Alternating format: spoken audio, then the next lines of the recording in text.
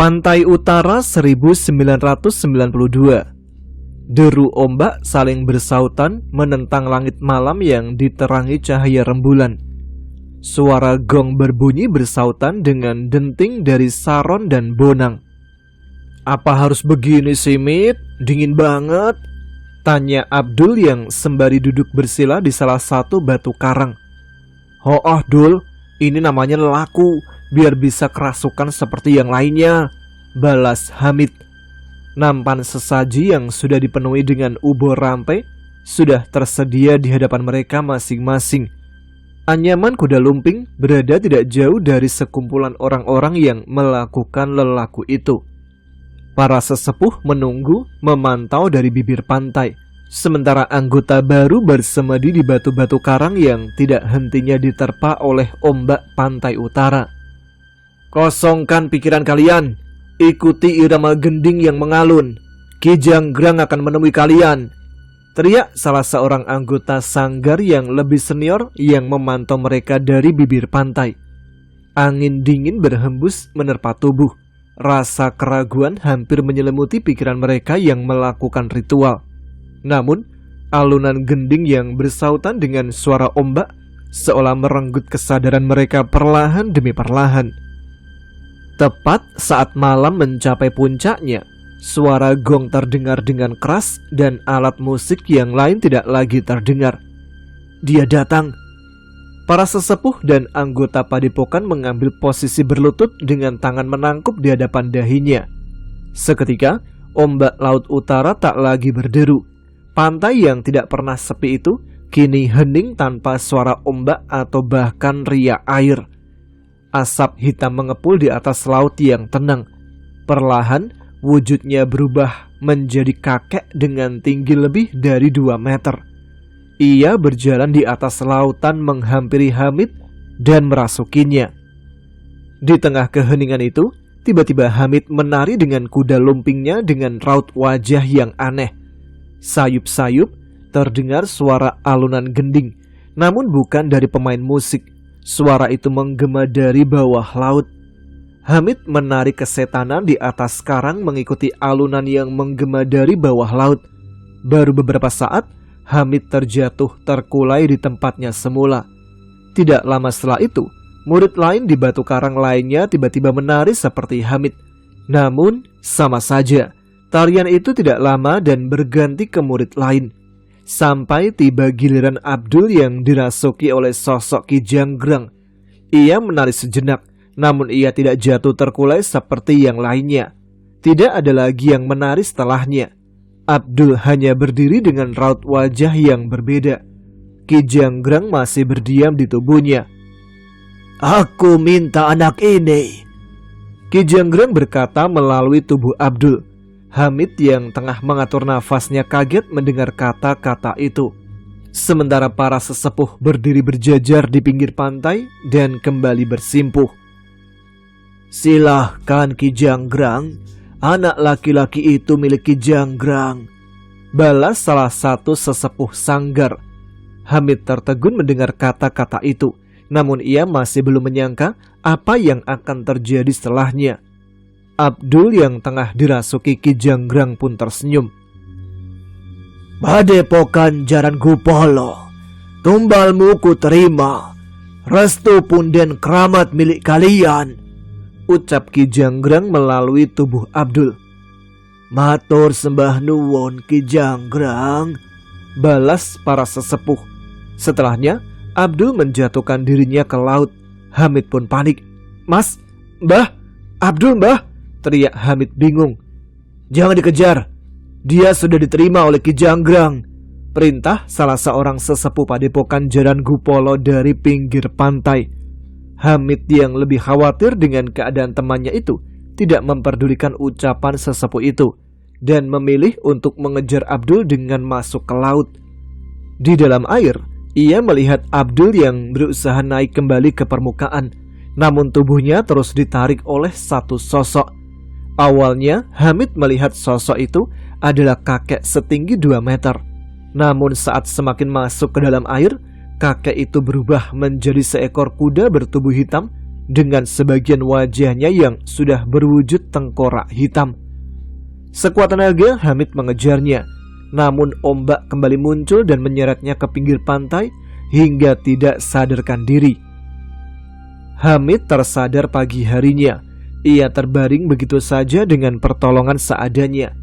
Namun, tepat saat ia menghampiri kelompoknya, ia sudah dinanti oleh sesepuh mereka.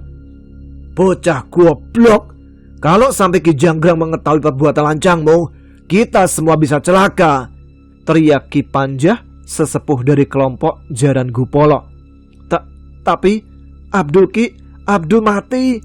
Hamid masih menentang kejadian semalam. "Itu sebanding dengan apa yang kita dapatkan. Kau juga akan menikmatinya nanti," bentak Ki Panjah. Hamid masih tak terima. Ia meminta seluruh anggota mencari Abdul, namun mereka diam. Hamid pun diancam untuk tutup mulut atau ia dan anggota keluarganya akan celaka. Hamid yang tak memiliki pilihan pun akhirnya pergi. Niatnya bersama Abdul untuk mempelajari kesenian yang ia kagumi, pupus dan berakhir dengan kematian sahabatnya. Keluarga Abdul pun terperanjat saat mengetahui kematian Abdul. Seluruh anggota Padepokan Jaran Gupolo yang datang ke rumah Abdul bertingkah seolah apa yang terjadi pada Abdul adalah sebuah kecelakaan. Wajah mereka begitu sedih, dan Hamid yang mengetahui kenyataannya semakin jijik melihat hal tersebut. Hamid yang sudah benci dengan kesenian kuda lumping menjauh dari apapun yang berbau dengan hal itu. Ia benar-benar tidak ingin hal itu mengingatkannya akan sahabatnya, Abdul. Sampai saat ia dan keluarganya pindah ke Jawa Tengah, sesuatu merubah pemikiran Hamid. Ada sebuah pertunjukan kuda lumping yang tanpa sengaja Hamid tonton di alun-alun. Hamid melihat penampilan kuda lumping itu dan terpukau. Ia kembali teringat kesenangannya bersama Abdul saat memainkan tarian itu. Ki Sapta namanya, kelompok pemain kuda lumping yang dinamai seperti nama pemimpinnya. Ia pun memutuskan untuk mengikuti Ki Sapta dan belajar darinya. Permainan Hamid bersama kelompok Ki Sapta membuatnya kembali merasakan keagungan permainan yang menggambarkan perjuangan seorang prajurit dalam peperangan itu. Belum lagi, perasaan mistis yang ia alami di kelompok Ki Sapta jauh membawanya ke kedamaian dibanding sebelumnya di Padepokan Jaran Gupolo. Sampai suatu ketika, Hamid didatangi oleh salah satu temannya yang masih menjadi anggota di Padepokan Jaran Gupolo. Tasbir namanya. Ia melarikan diri karena sadar bahwa berikutnya ia akan ditumbalkan untuk Ki Janggrang. Tasbir juga memberitahu bahwa Padepokan Jaran Gupolo sudah semakin kelewatan. Permainan kuda lumping mereka hanya sebagai penghubung antara mereka dengan sosok-sosok gaib yang mereka manfaatkan. Setelah menonton penampilan mereka, kepala desa jadi gila, anaknya menjadi istri ketiga dari Ki Panjah. Anggota lain juga mulai kenal dengan yang namanya santet dan ilmu-ilmu hitam, jelas Tasbir. Hamid mendengar ucapan itu dengan geram. Namun ia sadar bahwa ia bukanlah siapa-siapa. Tidak ada yang bisa ia lakukan atas Padepokan Jaran Gupolo. Kalau kata eyangku, mereka mengabdi pada sosok punden keramat. Merekalah yang merasuki para pemain saat pementasan. Setiap sosok memiliki ilmunya sendiri, mulai dari memberi kekayaan, mengirim santet, pemikat, hingga kekuatan. Tapi eyangku juga bilang, suatu saat sosok itu akan menuntut bayaran, dan itu artinya adalah sebuah bencana, bukan hanya untuk Padepokan Jaran Gupolo, tapi juga banyak orang yang tidak bersalah yang akan menjadi tumbal mereka. Kita yang pernah melakukan lelaku sudah pasti jadi bagian dari bencana itu, cerita Tasbir. Hamid menelan ludah saat mengetahui kenyataan itu. Ia sadar bahwa ia dan kedua orang tuanya sudah dalam pengawasan ilmu dari Padepokan Jaran Gupolo. Saat bencana itu terjadi, keluarganya juga dalam bahaya. Kisah itu sering membuat Hamid termenung. Ki Sapta sering menanyakan tentang kegelisahan Hamid, anak didiknya itu. Tapi Hamid tidak ingin melibatkan Ki Sapta. Awalnya, ia hanya pasrah menunggu apa yang akan terjadi. Sampai saat ia tengah berlatih bersama Ki Sapta, ia melihat hal aneh di belakang rumah Ki Sapta. Sebuah pementasan kuda lumping. Bukan pementasan biasa. Pementasan itu dimainkan dan ditonton oleh makhluk-makhluk tak kasat mata penunggu hutan itu. Mengerikan tapi sekaligus mengesankan. Permainan sederhana dengan kekuatan gaib yang terlihat terus mengalir. Tidak heran seluruh makhluk penunggu hutan itu menyaksikan pemandangan tersebut. Tapi salah satu pemain menyadari keberadaan Hamid. Ia pun mendekat dan membuat Hamid ketakutan. Namun setan pemain itu tidak menyakitinya.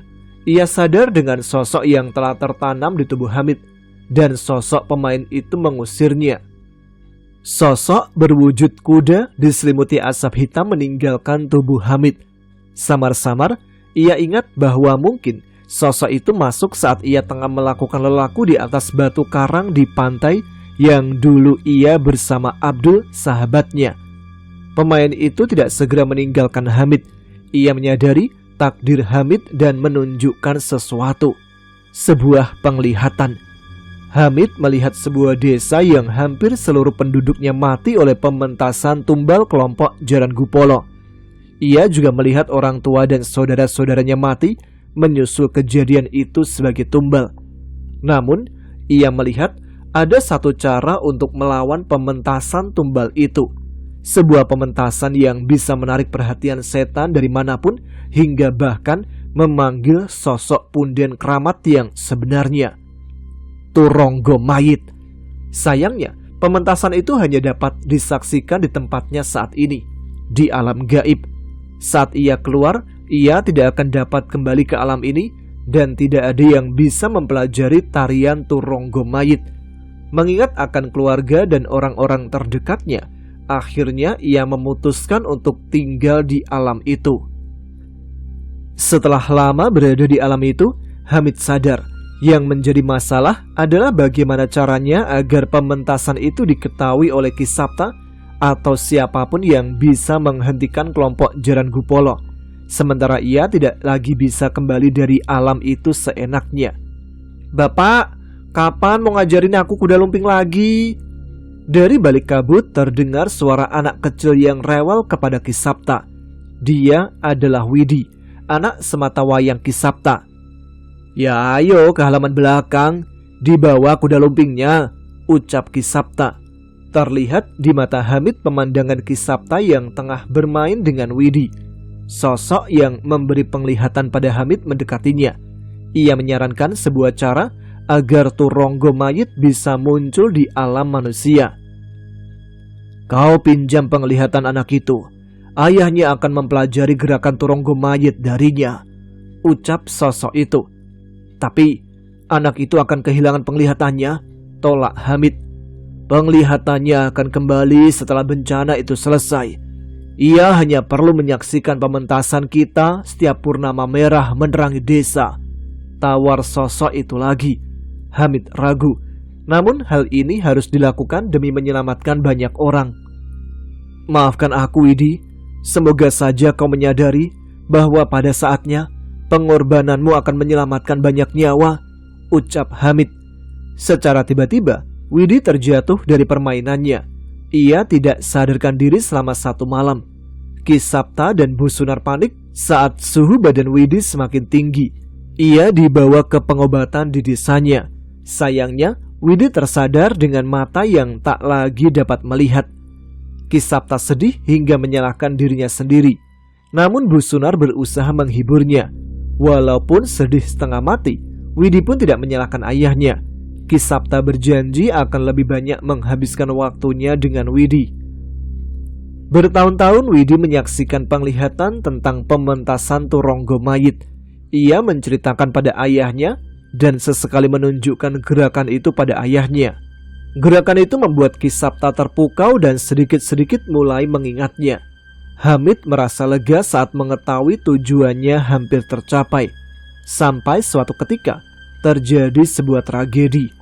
Kelompok kuda lumping Ki Sapta ditanggap di sebuah hajatan di salah satu desa di pantai utara. Ia pun berseteru dengan kelompok Jaran Gupolo yang menguasai desa itu.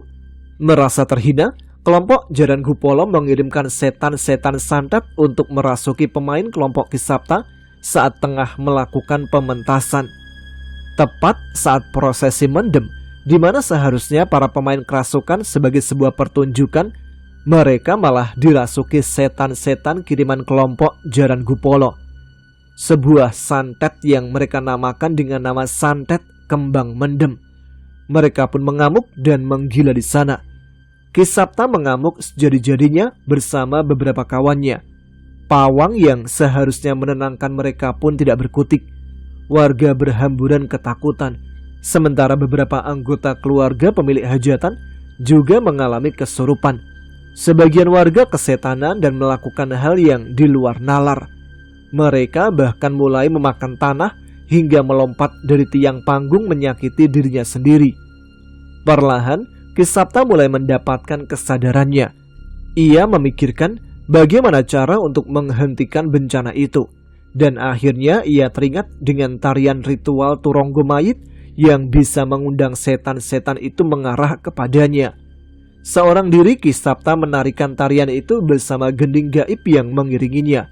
Satu persatu setan itu meninggalkan tubuh warga dan pemain yang kesurupan menyaksikan tarian Ki Sapta. Ia merasa lega saat mengetahui apa yang ia lakukan berhasil. Bahkan ikatan demit-demit santet itu pada kelompok Jaran Gupolo pun terlepas. Sayangnya, hal itu membuat Ki Panjah geram. Seorang penasihat padepokan menyarankan agar Ki Panjah meminta Ki Janggrang turun langsung untuk membalas dendam atas hinaan itu. Ia pun setuju meminta Ki Janggrang sendiri yang turun tangan menghadapi Ki Sapta. Ki Janggrang meminta bayaran 100 kepala dan disanggupi oleh Ki Panjah. Dengan membawa bala pasukannya, Ki Janggrang menyerbu tubuh Ki Sapta dan merasukinya. Ki Sapta segera menyadari akan perlawanan itu. Namun, tidak ada lagi yang bisa ia perbuat.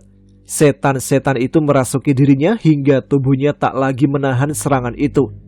Saat tubuhnya tak lagi mampu menahan sosok Ki Janggrang dan pengikutnya di tubuhnya, Ayah Widi berdiri kaku dengan mata yang memutih dan memuntahkan darah. Ayah Widi menari menggila seperti hewan buas yang sedang mabuk. Ia terjatuh berdiri lagi dan sesekali melompat membanting dirinya sendiri.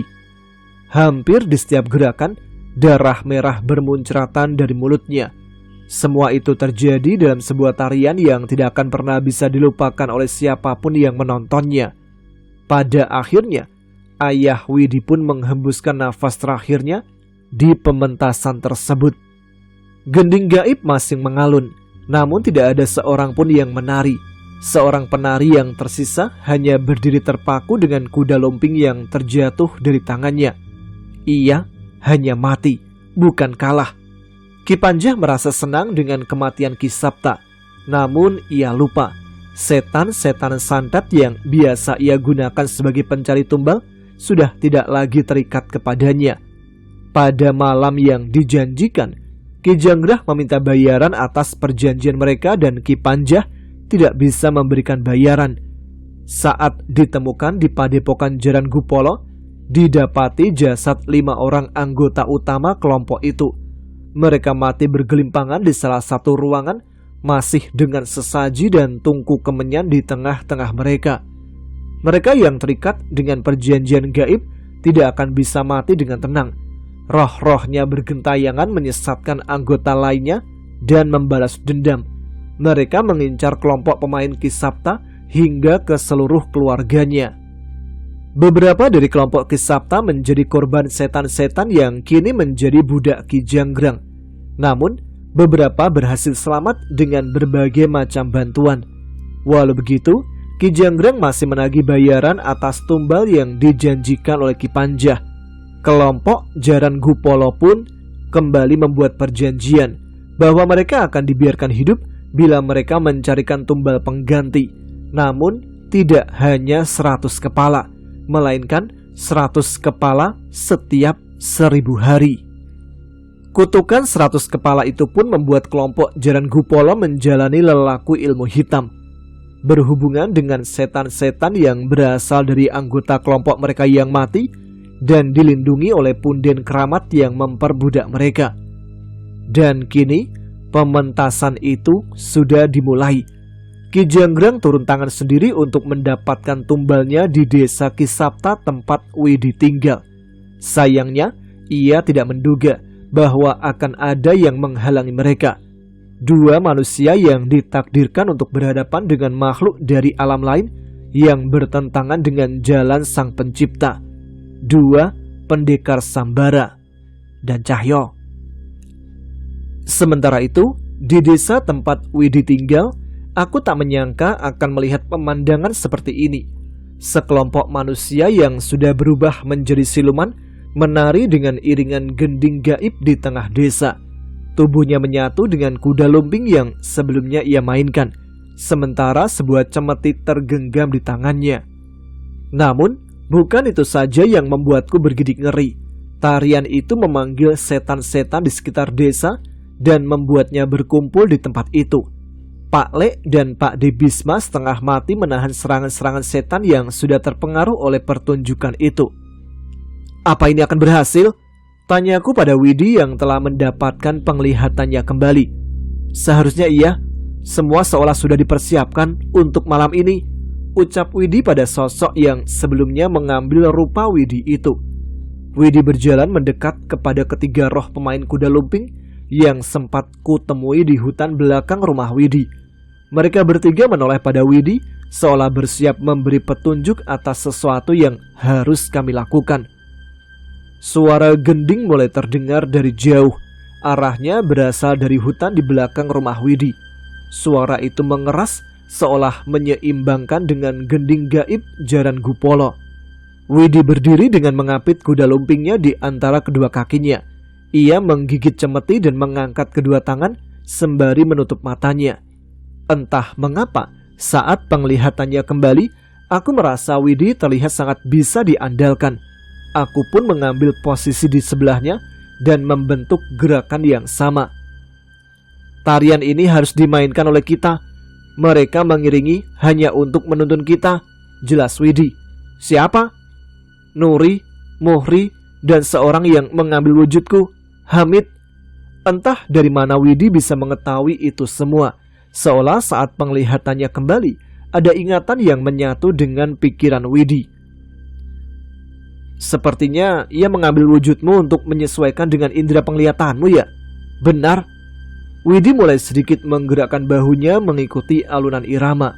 Aku pun menutup mata dan mulai menikmati denting saron dan bonang yang mulai merasuki alam bawah sadarku. Tepat saat cemeti Widi menghantam tanah, kami memulai sebuah gerakan yang pernah kulihat di alam gaib di belakang rumah Widi. Sekilas aku bertanya dalam pikirku, apa yang membedakan tarian kuda lumping ini dengan tarian kuda lumping biasa? Namun semua itu terjawab hanya dalam beberapa saat aku memainkannya. Tubuhku terasa ringan. Saat aku melompat, tubuhku terangkat begitu tinggi. Saat aku merunduk, dahiku bahkan menyentuh tanah. Aku dan Widi memperagakan sebuah pertarungan dalam sebuah peperangan. Bila permainan kuda lumping menggambarkan perjuangan peperangan menghadapi penjajah, Turonggo Mayit menggambarkan pertarungan di alam gaib. Kesadaranku beralih. Aku tidak lagi merasa sedang menari di tengah desa. Seketika semua indraku merasakan keadaan di sebuah peperangan. Peperangan yang mengerikan. Ratusan jin, dedemit, dan siluman mengepung sekumpulan manusia dari berbagai kerajaan. Sebuah medan perang yang mengerikan yang telah menyapu berbagai desa hingga luluh lantak. Namun, itu hanya permulaan. Tidak hanya mereka. Prajurit kera dari hutan Wanamarta turut campur dalam peperangan itu. Bangsa raksasa dari atap langit turun bergabung menumpahkan darahnya. Apa ini?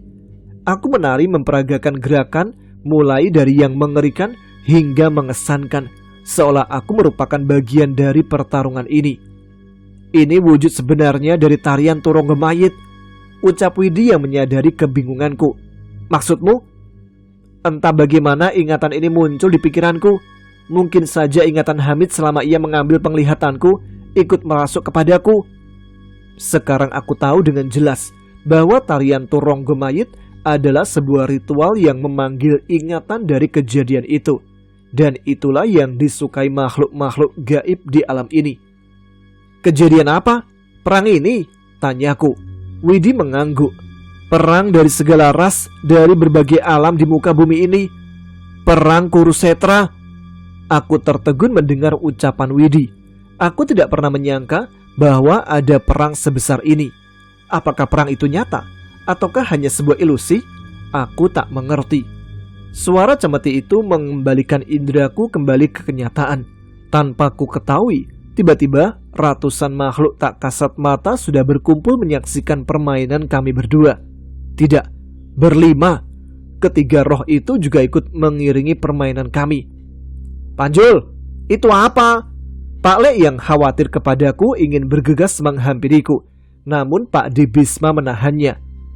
Itu strategi mereka untuk menolong kita. Jelas Pak D. Bisma. Sudah tidak ada lagi sosok gaib yang mengelilingi mereka. Ritual ini berhasil. Kini mereka bisa menghabisi Ki Janggrang dan para pengikut padepokan Jaran Gupolo itu. Kini giliran kita menyelesaikan tugas kita, ucap Pak D. Bisma. Pak Le mengangguk. Tanpa membuang waktu, Pak Le dan Pak D. Bisma menerjang Ki Janggrang dengan begitu cepat. Keris Pak D. Bisma beradu dengan cemeti Ki Janggrang, sementara Pak Le justru melesat melewatinya. Dengan kepalan tangan yang sudah dikuasai oleh api, Pak Le menyerang satu persatu anggota Jaran Gupolo yang sudah berubah menjadi siluman. Seorang diri Pak Le menghadapi berbagai pukulan dan serangan dari mereka. Namun Pak Le tidak kewalahan. Seni bela diri itu bukan hanya soal kekuatan, ucap Pak Le. Ia menghindari satu persatu serangan siluman manusia kuda lumping itu, hingga mereka terkumpul jadi satu. Dengan kobaran api yang sudah menyala dengan besar di tangannya, ia membakar siluman itu dan membuat mereka meronta dengan api gaib yang membakarnya. Tarian yang sebelumnya mereka mainkan kini berganti dengan teriakan kesakitan dan rasa sakit yang membuat mereka meronta-ronta. Namun Pak Le tidak peduli. Sementara itu, dari jauh Ki Janggrang berkali-kali memutar cemetinya. Namun dengan wujud roh, Pak D. Bisma dengan mudah bisa menghindarinya. Yang membuat aku penasaran, salah satu kepalan Pak D. Bisma seolah diselimuti cahaya putih. Adikmu sudah hampir mati di tanganku. Kau masih berani menantangku sendirian? Ucap Ki Janggrang. Kau saja yang bodoh. Kalau dia mau, dia bisa menghabisimu dalam waktu singkat. Sayangnya dia terlalu baik hati, balas Pak D. Bisma. Sekali lagi sebuah cemeti bersiap menghantam tubuh Pak D. Bisma. Kali ini ia menangkisnya dengan keris di tangannya. Kau lengah, ucap Ki Janggrang. Sosok makhluk besar berwajah kuda tiba-tiba muncul dan hendak melumat Pak D. Bisma dari belakang. Tidak mungkin ia menghindar dari posisi itu. Pak D, awas! Aku mencoba memperingatkannya. Namun aku terlalu jauh darinya. Entah Pak D tidak menyadari keberadaan makhluk itu, atau ia memang sengaja tidak menghindarinya. Ia memilih untuk terus menerjang ke arah Ki Janggrang untuk memperkecil jarak. Gigi besar makhluk berkepala kuda itu sudah bersiap menerkam kepala Pak D. Namun tiba-tiba sebuah batu yang diselimuti api melayang dan menghantam kepala kuda itu. Matur nuwun mo, teriak Pak D. Itu adalah Pak Le. Pak D rupanya mengetahui bahwa Pak Le yang akan menghentikan makhluk itu. Tepat saat Pak D mendapatkan jaraknya, kini ia dengan leluasa menghantamkan sebuah pukulan ke tubuh Ki Janggrang. Sialnya, Ki Janggrang memiliki kesempatan untuk mundur menghindari pukulan itu. Ki Janggrang terpental. Jelas-jelas aku tidak melihat pukulan itu mengenai Ki Janggrang, tapi Ki Janggrang terpental hingga terkapar begitu parah. Aku yakin cahaya yang menyelimuti kepalan tangan Pak D lah penyebabnya. Saat itu, Pak Le segera mendekat ke tubuh pemain yang dirasuki oleh Ki Janggrang dan membakarnya dengan amalan api untuk mengusirnya. Asap hitam keluar dari tubuh manusia yang sudah tidak berdaya itu dan membentuk wujud kuda yang sangat besar. Wajahnya berwujud setengah tengkorak dengan rambut yang menyerupai api hitam. Jadi ini wujud aslimu, ucap Pak D. Bisma. Ki Janggrang dalam wujud itu terlihat geram. Sepertinya ia memang terluka begitu parah. Bahkan untuk berdiri dalam wujud aslinya saja ia kesulitan. "Akan kubalas perbuatan kalian!" teriak Ki Janggrang yang segera berpaling pergi dari hadapan mereka berdua. Dengan sigap mereka mengejarnya. Dengan wujud roh, dalam sekejap Pak D sudah menghadang di hadapan Ki Janggrang. Pak D bersiap dengan kerisnya, sementara Pak Le sudah mempersiapkan amalan api untuk memusnahkan makhluk kejam itu. Ki Janggrang terlihat ketakutan, namun ia mengambil nafas dalam-dalam dan meneriakkan suara seperti suara kuda yang mengerikan.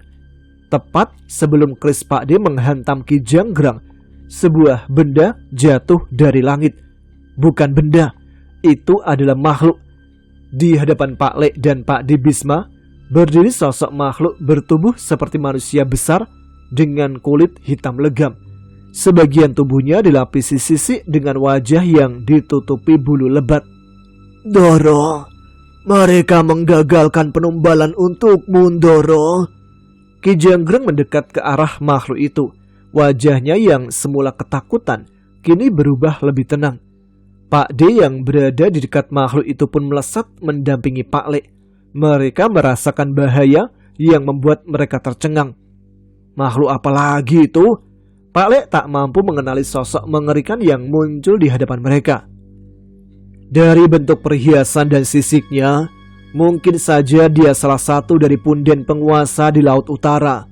Tebak Pak D Bisma. Ada lagi selain Dewi Lanjar? Banyak, sangat banyak. Makhluk itu menatap ke sekeliling seolah mencoba membaca situasi.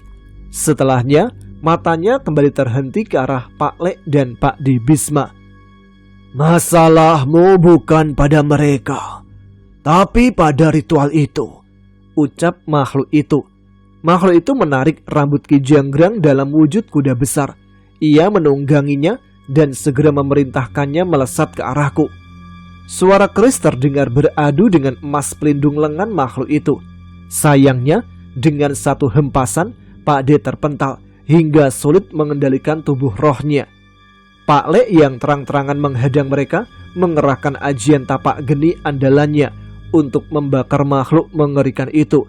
Namun dengan kekuatan makhluk itu, kekuatan Ki Janggrang menjadi berlipat ganda dan mendepak Pak Le dengan mudahnya. Pak Le mencoba berdiri, namun ia tertahan hingga memuntahkan darah dari tubuhnya. "Bimo!" Pak D Bisma khawatir dan segera menghampirinya. "Aku gak apa-apa, anak-anak itu dalam bahaya," teriak Pak Le yang khawatir dengan keadaan kami. Sekumpulan makhluk halus yang tengah mengelilingi kami secara insting tiba-tiba membuka jalan untuk makhluk yang jauh lebih kuat dari mereka. Aku dan Widi mulai panik ketika mereka mendekat. Namun terlihat dari jauh Pak D dan Pak Le sedang merencanakan sesuatu. "Kalau kau bisa mempertahankan daya hidup rohku, mungkin aku bisa mengejar sekaligus melubangi tubuh makhluk itu," ucap Pak D Bisma. Pak Le mengeluarkan sebuah keris dari tas kainnya. Ia melihatnya dengan ragu, namun sepertinya ia tidak punya pilihan. "Bisa, selamatkan anak-anak itu," jawab Pak Le meyakinkan dirinya. Sebuah keris dilepaskan dari sarungnya. Baru kali ini aku melihat Pak Le menggunakan pusaka miliknya itu.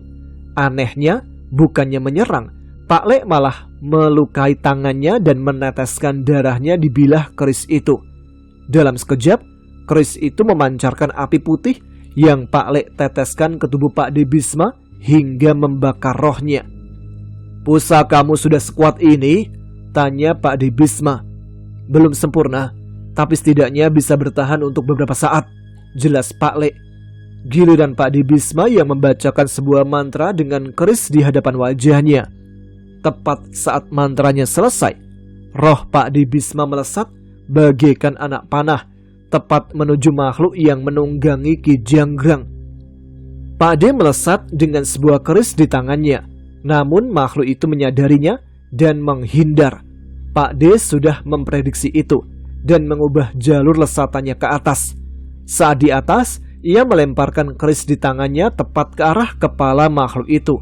Sayangnya, tepat saat keris itu hampir mencapainya, makhluk itu menghindar meninggalkan tubuh Ki Janggrang. Keris Pak De Bisma pun menerjang tubuh Ki Janggrang hingga menembusnya. Ki Janggrang pun berteriak kesakitan tak berdaya dengan serangan Pak De. Namun makhluk itu tak peduli. Ia lebih memilih menyerang Pak De Bisma hingga tubuh rohnya kembali terpelanting. Kali ini Pak De Bisma hampir mencapai batasnya. Tubuh rohnya tak lagi terlihat jelas, namun ia masih berusaha untuk mengatur kekuatannya. Doro, tolong Doro, saya bisa mati. Ki Janggrang dengan wujud kuda yang gagah mengemis pada makhluk itu. Wajah makhluk itu terlihat geram. Bukannya menolong makhluk itu, malah menginjak tubuh Ki Janggrang dan menarik kepalanya. Ki Janggrang mengerang kesakitan. Kepala Ki Janggrang terpisah dari tubuhnya. Makhluk itu melemparnya ke tengah kerumunan setan-setan alas dan membiarkan mereka memakan dan menghabisi tubuh Ki Janggrang. Tidak ada seorang pun yang boleh memerintah Raden Rawagurongko. Penguasa Laut Utara pun tidak berani, ucap sosok itu dengan sombongnya. Raden Rawagurongko, jelas ia bukanlah setan-setan receh seperti yang ada di sekitar kami. Dia juga jauh lebih kuat dibanding setan terkutuk seperti Ki Janggrang. Lalu, seberapa kuat dia? Apa mungkin ia sekuat penguasa laut, bukit? Yang jelas saat ini kami dalam bahaya. Pak Le berusaha berlari ke arahku, namun luka di tubuhnya membuatnya tak mampu mengejar Raden Rawagurongko. Pak De Bisma juga sekuat tenaga mengumpulkan tenaga agar kembali bisa menggerakkan tubuh rohnya. Sayangnya, makhluk mengerikan itu kini sudah ada di hadapan kami. Sungguh, sosok itu jauh lebih mengerikan bila dilihat dari dekat. Widi tak mampu bergerak. Kaki kami lemas seketika, merasakan kekuatan mengerikan makhluk yang sudah siap menghabisi kami. Mati, ucap makhluk itu yang dengan ringannya mengayunkan tangan yang penuh dengan kuku-kuku tajam ke tubuh Widi. Seketika, rasa khawatirku akan kematian Widi menggerakkan tubuhku, menghadang lengan makhluk itu. Hentikan! Sekali lagi aku melakukan tindakan bodoh. Luka dari cemeti Ki Janggrang tadi saja masih jauh dari kata pulih. Dan kini, cakaran makhluk yang mengerikan itu sudah siap mengoyak tubuhku. Aku hanya menutup mata, tak mampu membayangkan rasa sakit yang akan aku terima. Cakar itu mengoyak, tapi aneh, tidak ada rasa sakit. Aku pun heran dan segera membuka mata. Cakar itu ternyata tidak mengoyak tubuhku, melainkan cakar itu diterima oleh sosok besar di hadapanku. Pak Le? Pak De? Bukan, makhluk itu hampir sebesar Raden Rawa. Kowe ganggu kesenanganku! Sebuah tendangan dilayangkan pada Raden Rawa yang dengan seketika membuatnya terpental. Aku dan Widi mundur menjauh dari sosok itu. Kini terlihat jelas, sosok itu adalah sosok menyerupai manusia yang dipenuhi bulu berwarna putih. Wajahnya benar-benar mirip dengan kera. Kakek aneh, kamu tidak usah ikut campur, Hanoman, teriak Raden Rawa. Hanoman? Yang benar aja. Raden Rawa tidak terima dengan serangan itu. Namun sebelum ia menghantamkan cakarnya lagi pada sosok yang ia panggil dengan sebutan Hanoman itu, ia terpental oleh kedua sosok yang menghantamnya dari tengah-tengah kerumunan demit-demit alas. Sosok itu sama berwujud manusia yang dipenuhi dengan bulu abu-abu dan berwajah kera. Subali dan Sugriwa, ucap Pak Le berhasil mencapai kami. Namun ia terpukau dengan kemunculan makhluk itu. Gak mungkin Pak Le, nama-nama itu hanya ada di cerita pewayangan kan? Tanya Widi. Pak Le mengangguk. Mereka adalah sosok yang mengagumi nama-nama itu. Mereka menghabiskan waktu mereka untuk menjadi sosok seperti mereka. Merekalah punden keramat yang sebenarnya. Jelas Pak D yang ikut bergabung bersama kami. Aku merasakan rasa hangat di tubuhku. Entah mengapa, aku merasakan kekuatan yang mengalir yang membuat rasa sakit dari lukaku menghilang. Setelah ini, tuntaskan tarian kalian ya. Terdengar suara dari belakang kami. Sosok wanita cantik menampakkan diri dengan samar di sana. Gadung melati, tebak Pak D. Aku ingat Pak Le, mereka adalah sosok-sosok punden yang merasuk di tubuh pemain kuda lumping Bapak, ucap Widi. Walau tidak bisa ikut dalam permainan Kisapta, setidaknya aku tidak melihat permainan menjijikkan pengikut makhluk itu. Minggir kalian monyet-monyet. Kali ini sosok besar yang terlihat buas terdengar di antara mereka. Kemunculan makhluk itu membuat seluruh dedemit dan punden yang muncul menjauh. Saat dia muncul, tidak ada yang berani mendekat. Dia pasti Dadung Awu, senyum Pak Le. Raden Rawa masih tidak menyerah. Ia memusatkan semua kekuatan hitam ke dalam tubuhnya dan mementalkan sosok yang menyerupai Subali dan Sugriwa itu. Namun sepertinya itu bukan perkara besar untuk mereka. Walau begitu mereka tetap mundur. Ada bahaya besar menanti mereka bila mereka tidak menjauh. Makhluk buas berlari ke arah Raden Rawa. Kali ini ia sudah bersiap menghantam terjangan Dadung Awu dengan tangannya. Sudah selesai, ucap Gadung Melati. Apa benar? Aku setengah tak percaya bahwa Raden Rawa yang sekuat itu akan mereka selesaikan begitu saja. Tapi ucapan sosok wanita itu ternyata benar. Dadung Awu tidak meladeni pukulan Raden Rawa dan malah memperbesar mulutnya hingga menerkam setengah bagian tubuh Raden Rawa. Mengerikan. Makhluk yang hampir membunuh Pak Le dan Pak D Bisma mati begitu saja dengan sekali gigitan. Punden keramat. Julukan itu memang pantas untuk mereka. Sayangnya kemunculan mereka hanya sesaat. Sosok Dadung Awu itu tidak kembali. Ia terus berlari dengan buas menjauh dari kami. Perempuan yang Pak Le sebut dengan Gadung Melati itu pun menghilang begitu saja. Makhluk menyerupai kera yang disebut dengan nama Hanuman, Subali, Sugriwo itu pun bersiap untuk pergi. Lanjutkan, selesaikan tarian kalian, ucap Subali. Kami selalu menonton setiap tarian itu dimainkan, tambah Sugriwo. Bocah yang tidak takut mati demi temannya. Aku suka watakmu.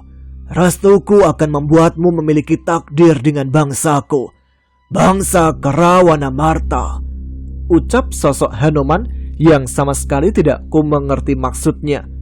Mereka pun menghilang di antara kumpulan dedemit yang enggan meninggalkan kami. Sepertinya mereka memang menanti kami menyelesaikan ritual kami. Gending gaib terus mengalun. Aku menyelesaikan tarianku bersama dengan Widi tepat saat matahari terbit.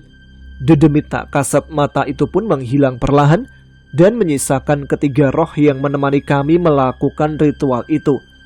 Ada satu sosok roh yang terus menatap Widi dengan bingung. Itu adalah roh Hamid. Aku pun menyinggol Widi, menyuruhnya mendekati sosok itu. Aku hanya bisa meminta maaf atas semua penderitaan yang kamu terima tanpa penglihatanmu, ucap roh Hamid. Widi menggeleng. Saya sudah ikhlas sejak lama, terlebih saat aku sadar bahwa itu semua demi hari ini, balas Widi. Roh Hamid menyeka air matanya. Sepertinya ia sudah mendapat apa yang ia harapkan. Pak Le, bisa nggak sih nolongin Hamid keluar dari alam itu? Dia kan belum mati, tanyaku pada Pak Le. Pak Le menggeleng sembari mengusap kepalaku. Dia sudah terlalu lama di sana. Hamid sudah menjadi bagian dari mereka. Saat waktunya tiba, rohnya akan tenang dengan sendirinya, jelas Pak Le. Gak apa-apa Cahyo, di sini aku punya teman, ucap Hamid sembari menoleh pada Suti dan Muhrin. Mereka pun segera mendekat kepada Hamid seolah menjawab ucapannya. Sebelum mereka menghilang, Widi berlari mencoba menyusul mereka. Hamid, suatu saat, ayo kita main lagi tarian tadi, teriak Widi. Hamid menoleh sebentar sebelum benar-benar menghilang. Setiap purnama merah, kami selalu ada di sana, di hutan jati belakang rumahmu, pamit Hamid. Mereka pun menghilang bersama matahari pagi yang telah terbit sepenuhnya. Wujud sukma Pak Di Bisma pun menghilang begitu saja tanpa berpamitan. Malam itu adalah malam yang mencekam. Belum pernah aku melihat demit sebanyak dan semengerikan itu. Namun, baru malam itu juga aku mengetahui ada sosok gaib yang juga berpihak kepada manusia. Siapa mereka? Apa suatu saat aku akan bertemu dengan mereka lagi? Kalau iya, apakah mereka masih dengan wujud tokoh-tokoh mengesankan itu? Ataukah mereka akan menunjukkan wujud aslinya? Begitu banyak pertanyaan dalam pikiranku. Tapi, walau malam tadi begitu mencekam, setidaknya aku bisa sedikit tersenyum. Berbeda dengan sebelumnya saat aku tak mampu berbuat apa-apa untuk menolong warga desa dan kedua orang tuaku. Kini setidaknya kami bisa menyelamatkan nyawa warga desa, walaupun nyawa dan jiwa para penari jaran Gupolo itu tidak bisa terselamatkan.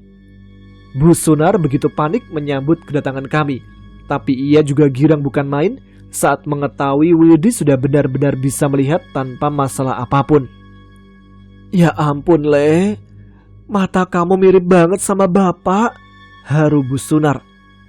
Tapi baiknya bakal kayak ibu kok, balas Widi yang semakin membuat ibunya terharu. Aku menarik nafas lega, apalagi kini aku tahu bahwa Widi bukanlah sosok anak lemah yang perlu dibela lagi.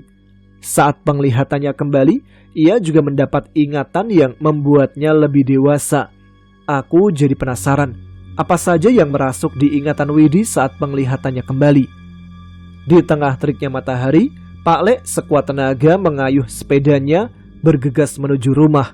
Aku tahu Pak Le pasti ingin cepat-cepat pulang agar bule tidak terlalu khawatir.